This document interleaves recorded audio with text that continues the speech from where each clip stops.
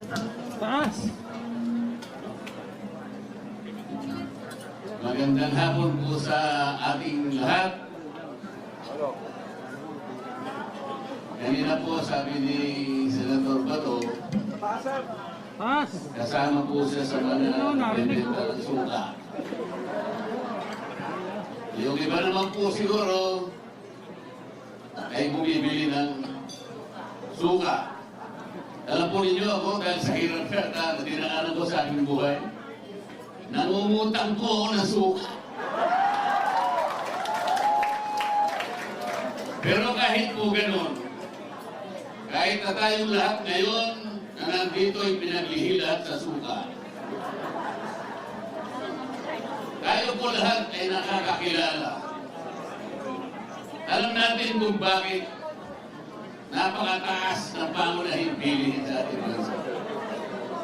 Yung hindi kumakain ng suka, hindi nila alam. Alam din natin na lubog na ang ating bansa sa korupsyon. Kahit tayo, naaamoy lang natin ay suka. Pero sila hindi nila alam. Sapagkat karamihan sa kanila ay involved sa korupsyon. Bakit humirap ng humirap ang ating bansa?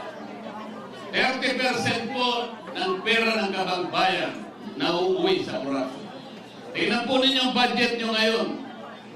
Budget natin sa taong ito, 6.325 trillion. Pag tinanggal mo po ang 30% dyan, ang dapat na national spending lang natin ay 4.5 trillion. Yun lang ang kailangan natin. Ano yung kanilang projected revenue? 4.8 trillion pesos. Alisin mo yung 30% na corruption, dapat 5.5 trillion yun. Sa mga twin, ang gross revenue natin, kung wala ang corruption, will be 5.5 trillion. National spending, walang corruption, 4.5 trillion. Meron tayong surplus na 1 trillion pesos. Baliktad ang nangyari. Ngayon po, ang ating deficit, projected deficit, 1.5 trillion pesos. Katumbas ng mangungutang tayo, 122 billion pesos per month. 4.2 billion pesos per day or 173 million pesos per hour. Bakit po yung hindi kumakain ng suka, hindi niya maintindihan niya? Bakit tayo po na ipinaglihilan sa suka ang nakakaintindi nito? Napakalaki po ng problema at hamon na hinaharap ng ating bansa. Ang ginagawa nila ay para pag-awayin ang Pilipino. They impeach the Vice President even if there is no basis for it.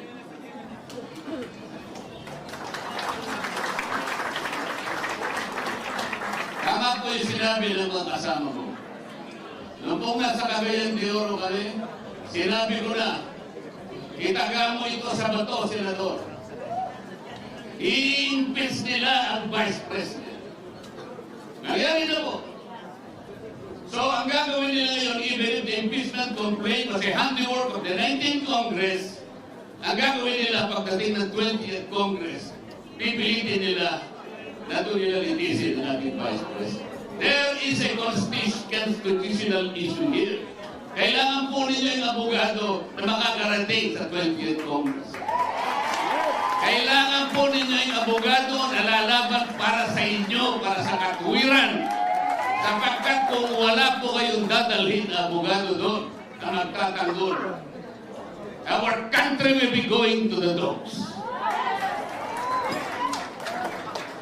Hindi ko na po hahabaan ang aking sasabihin. Nagkakaintindihan naman po tayo.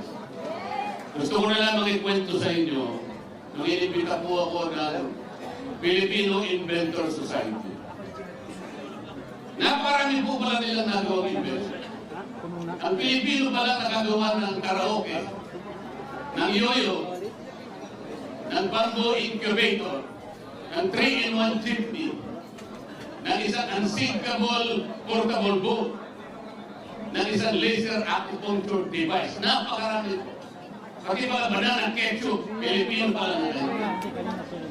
Ang sabi ko po sa kanila, bakit hindi kayo naka-invento ng isang aparato na kailangan natin, lalong-lalo na sa panahon ng eleksyon. Katulad po ng isang scanner, na kung saan yung po kumakandidatong senador ngayon, 65 yata sila lahat. Padadaanin po nyo sa aparato na yan para makita natin kung sino yung qualified. Madali po yun para hindi na mahirapan ang ating bansa. Padaanin po yung 65 na tumatakbong senador. Maniwala kayo sa akin, kapag kayo na-invento ng aparato na yun ay matino, alam po ninyo kung sino lamang ang lulusot doon? Ito pong mga kandidato ng PDP lamang. Lahat po ay re-redikin ng aparato na yun. Maniwala kayo sa akin, sapagkat yung aparato na yun ay ginawa sa suka. Salamat po. Oh! Attorney Rodante Marcoleta. Oh, suka! Suka! Wow! Halika dito sa